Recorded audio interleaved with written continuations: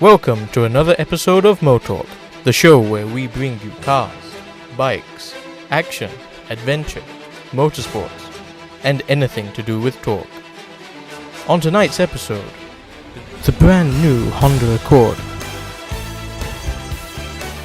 the latest Ford Ranger pickup, and highlights from the latest round of the APRC.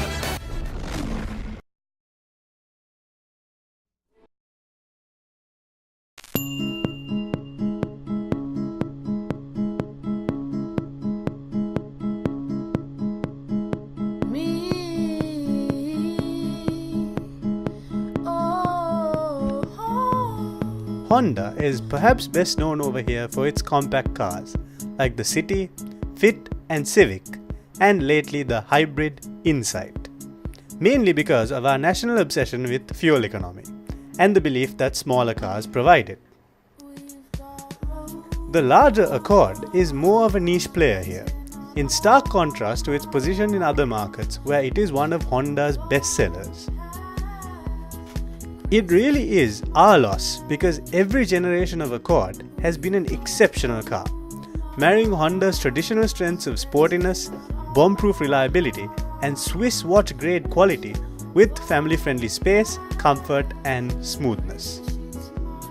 They hit on the winning formula back in the mid-1980s, and every Accord since has continued down the same winning path.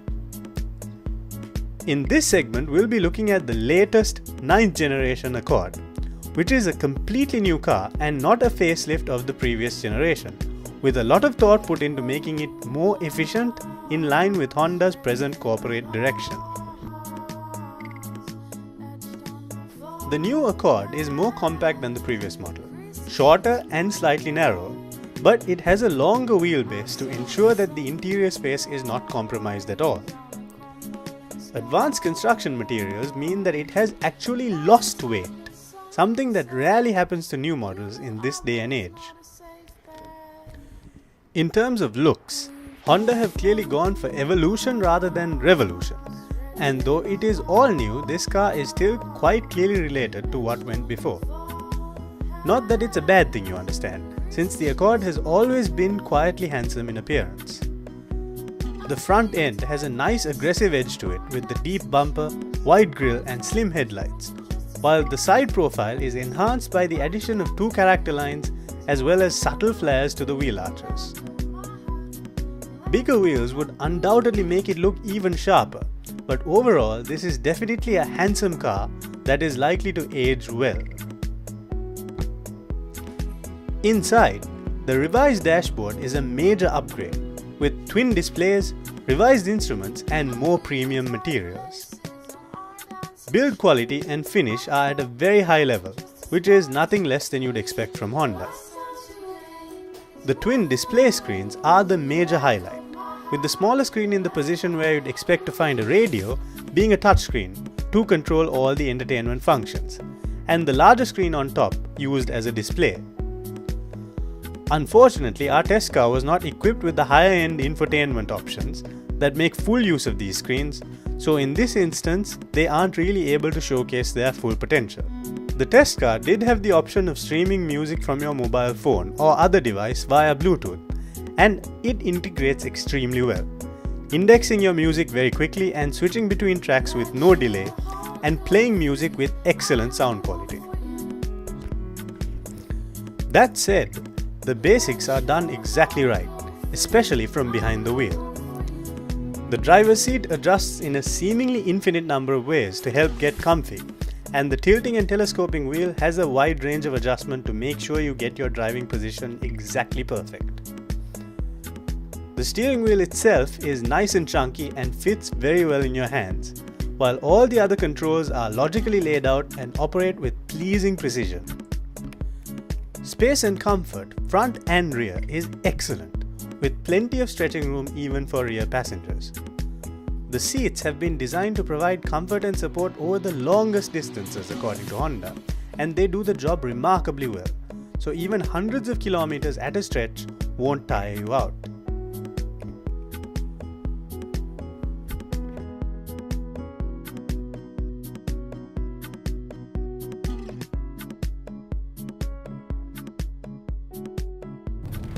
Cars like the Accord are bought by people who want something smooth, quiet and comfortable for their daily drive. So it's important that this new Accord live up to those requirements. The previous model had some issues in this respect, mostly regarding the ride and the level of noise suppression. So Honda have put a lot of thought into making this new model better in those areas. And you can really say that they've succeeded. Noise, especially, is particularly well suppressed when you're cruising. Apparently, all models of the Accord incorporate something Honda calls active noise cancellation, which is a complicated system involving a number of microphones that transmit certain frequencies that apparently cancel other noises out. All you can say is, it works quite well. Tire roar is not very audible in here anymore, neither is wind noise, and the engine when you're cruising is very well suppressed. Other than that, the ride is really good. The old model could be a little too firm at times, but not so with this one. Even the worst of Colombo and outside Colombo's roads are dealt with without any fuss at all. It really is very smooth and comfortable. Now, being a Honda, you'd expect the engine to be quite a cracker. Well, not exactly. There's nothing wrong with the Accord's engine. It's like a 2-liter VTEC equipped 4-cylinder with 16 valves, but it's nothing particularly special either. It puts out 150 brake horsepower at 6000 RPM and about 190 Newton meters of torque at a somewhat high 4000 RPM. Since the Accord is not a light car, it's not electrically quick. But I guess you could say it's enough. Having said that, if you really give the spurs to the engine, it seems to wake up a bit.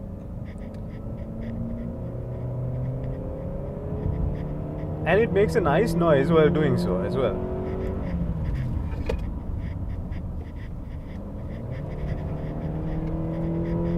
It's no Type R,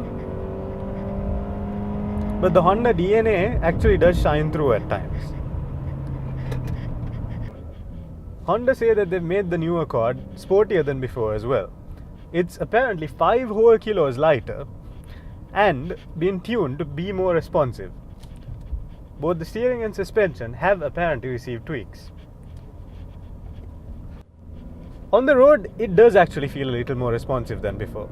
The steering particularly is very quick for a car this size, and it can really help you change direction fast. All in all, the 9th generation Accord is a solid contender, sticking to Honda's strengths and refining them to a very high level. Although the competition in this sector is extremely fierce, the Accord has the all-round ability to take on all comers and hold its head high. As always, it is an extremely well-sorted car, which makes it worth a serious look.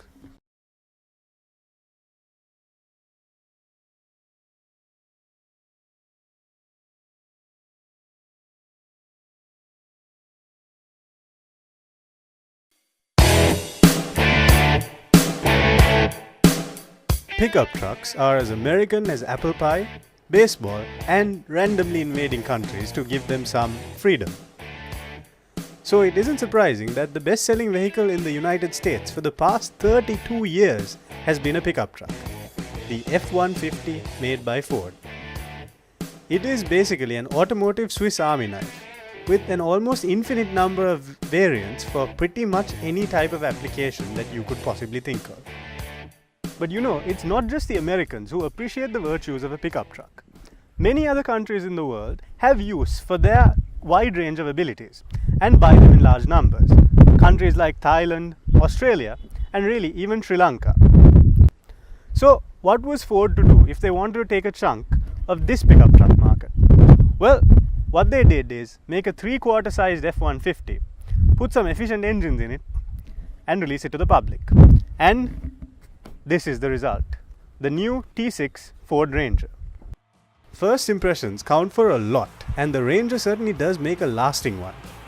It's simply massive, longer, wider and taller than any other pickup in its class, and the American influence styling helps it stand out from the crowd. Ford called this look 21st century tough, and that's a pretty fair description. The huge chrome grille, Flared arches and chunky detailing are the furthest thing from subtle, but they give the Ranger massive road presence and make other people get out of its way if they see it coming, which they will. Apparently, the styling is also optimized to improve the aerodynamics in order to make the new Ranger more fuel efficient than before.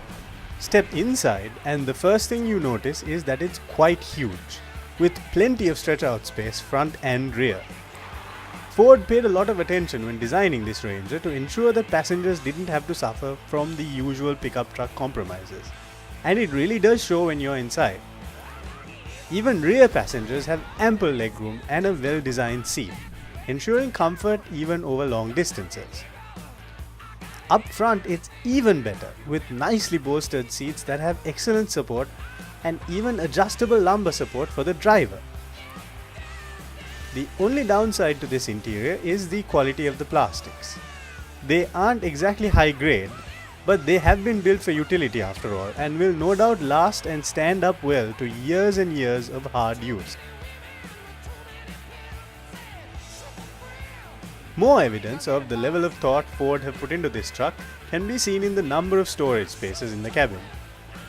They are practically everywhere, on the doors, all over the dashboard, in the center console, behind the seats, and everywhere they could cram something in, they have done so. Ford wants you to think of the Ranger as not simply a pickup truck, but also as a legitimate alternative to an SUV. That's how they market it. Now, for it to be taken seriously as an alternative to an SUV, it needs to drive easy, just like most SUVs do nowadays. Most of them are quite car-like. So is the Ranger as car-like as your average mid-size SUV? I'd have to say no. It's much more evolved from pickup trucks of old, of course. The ride is quite comfortable, the steering is easy, clutch is not heavy, gear change is nice, but it still is an extremely large truck. It is pretty much a 3/4 sized F-150. That means it's nearly 18 feet long, extremely wide, and quite difficult to maneuver in tight spaces. If you're backing it up into a driveway, for example, you need to be very aware of everything that's around you. Huge door mirrors that are almost the size of small TVs help, but you get the feeling that the parking sensors that come as standard in the high-spec Wildtrak would be useful here. This being the XLT model, it unfortunately doesn't have them. So in town, driving this around is not going to be all that easy. Under the bonnet of our test truck is the Ford 2.2 litre 4-cylinder turbocharged direct injection diesel engine. Despite what the stickers say, it actually puts out 140 horsepower and about 375 Newton meters of torque, which is considerably less than the high-spec version's 470 Newton meters and 200 horsepower. Still, this engine, when mated to the 5-speed manual transmission, doesn't have a shortage of power really. Especially when the turbo starts spooling above 2000 RPM, there's plenty of torque and just tons of effortless overtaking ability. For our conditions, you could say that this is pretty much all the engine that you'd need, even though the truck is huge. Our test vehicle being the 4x4 version of the Ranger, we naturally had to subject it to some off-roading, relatively mild of course. The new Ranger is well kitted out for off-tarmac work, with low-range 4-wheel drive, a lot of ground clearance and tough suspension, to say nothing of a ladder chassis. Everything that we threw at it, the Ranger shrugged off without seeming to even bother. Clearly all those stickers aren't lying about its off-road abilities. The wading depth of 800mm we weren't able to test, but it's worth mentioning that it is the highest in the pickup class at the moment. In terms of carrying capacity, the Ranger is way ahead of the pack with a rated load of 1 ton, which is almost double what its competition can carry. Towing capacity is 3.5 tons as well, which means even a good-sized boat can be hauled along without any trouble. Ford have set themselves some pretty lofty goals with this new Ranger. According to them, they will accept nothing less than total domination of the pickup truck class. Based on what we've seen of its abilities so far, it looks well set to climb all the way to the top.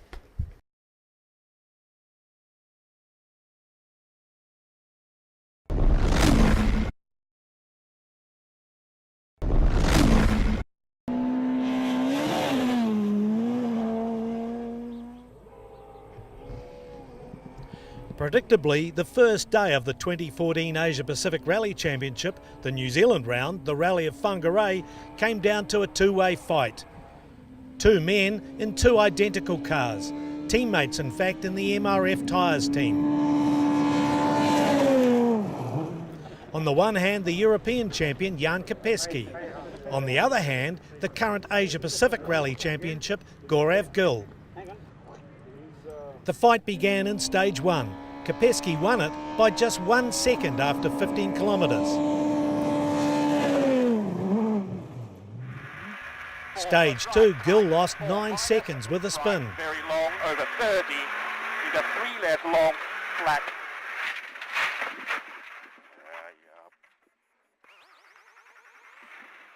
It was a long corner, we just lost the rear and I spun around, so we lost a lot of time. Then he came back at him, took 4 seconds from the lead.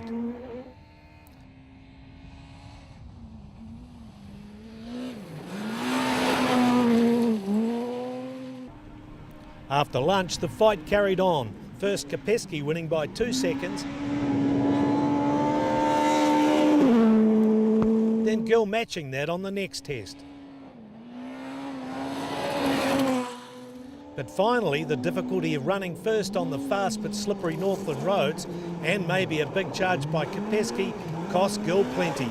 He lost 18 seconds in one test. The last stage had just too much gravel, and I think I was just too conservative, thinking that I may overdrive and may overheat the tires and lose a lot of time towards the end of the stage.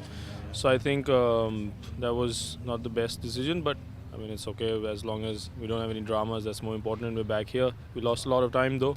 How hard were you pushing today, in the end, in those last stages?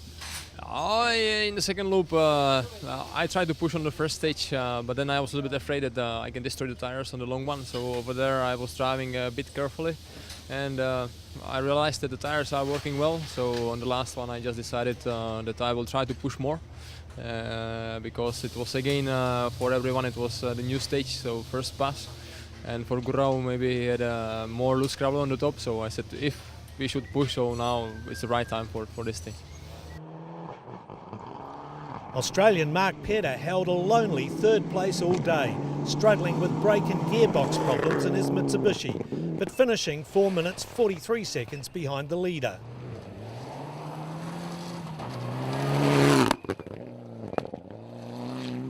It's been an exciting afternoon. We lost brakes halfway through the long stage, so it was 3 or 4 pumps to get them back for every corner. So we certainly backed it off. We nearly stuck it into a few ditches and did all sorts of exciting stuff. Chinese driver Jun Shu played himself in gently in his first day in the APRC, and in a new car, another Skoda Fabia. I'm improving myself, my speed, step by step, because it's a new car for me. Australian Tom Wilde was 5th, despite electrical problems in his Renault Clio.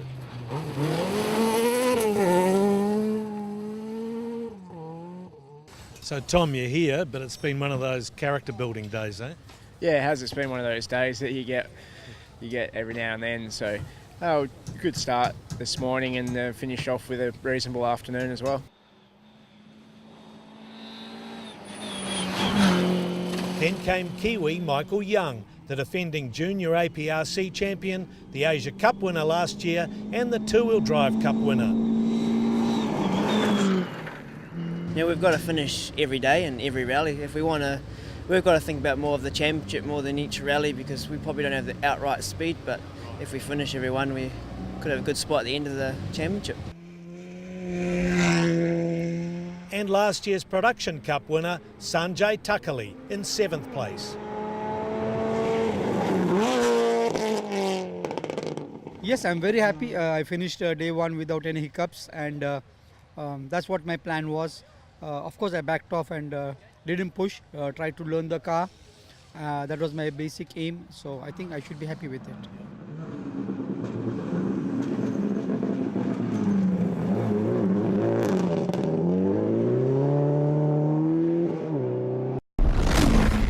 Your wiper blades are one of the most important components of your car, especially in a tropical environment like ours, where rain can descend at any moment.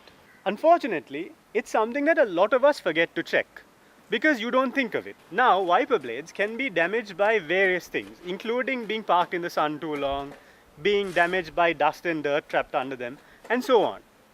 So, when you're picking a set of wiper blades, you should pick something from a good brand that is resistant to conditions like ours. So we have here Suranga from Worth, who is going to tell us about a new wiper blade product that Worth has to solve this very problem. Suranga, please tell us about this new Wonder Blade. So if I talk about 5 features, this has a graphite coating special rubber and also stainless steel rivet, increase service life of the wiper blade and strengthen the plastic rivet. And then the frame comes with 1.2 millimeter galvanized coating that prevents getting corrosion. And also this has tested in a lab 500 hours salt spray. And also it comes with the air spoiling to deflect air outwards. Right. And next, stainless steel splint give the rubber better support to the even wipe. Finally, various adapters for all types of vehicle. We have a unique fixing method. It has 7 steps. So while I am fixing, I will explain why it is important to the vehicle. Okay. Our first step is clean the windscreen properly. And step number 2, check the wiper arms. Check the wiper blade size. And remove the all wiper blades and fix the new wiper blade with the correct adapter. And make sure to put Worth logo appear to outside. And next step is do a dry wipe for 2 minutes. So now we are doing the dry wipe for 2 minutes. Why we are doing is to seal the graphite coat on the windscreen. The benefit is when you get bird drops or dust or nicotine layers, it's sealed on the graphite coat, so it's easily wipe off. Finally, we had to do a wiping with the windscreen washer. We call this product rapid windscreen cleaner. So the benefit is this is not a soap or a shampoo, it's an original windscreen washer. This protect your wiper blades rubber, this maintain your wiper blades rubber. You can clearly see that when you follow this process, you get streak-free wiping and a very clear windscreen with clear vision ahead, something that is very important. Suranga, tell me, so if our viewers want to get this fitted, where can they get it done? Yes, as I said last week, so you can go to all the top leading car agents and service stations like Auto Mirage, CarePoint, Labs and Dr. Auto, and also mechanical workshops. Okay. And make sure to get the 7 step done before you fix the wipe blade, so it enhances your wipe blade life. That's very important. So if you're looking to get this fitted, make sure you follow the correct process. Well, that about wraps up our top tip for this week from Worth.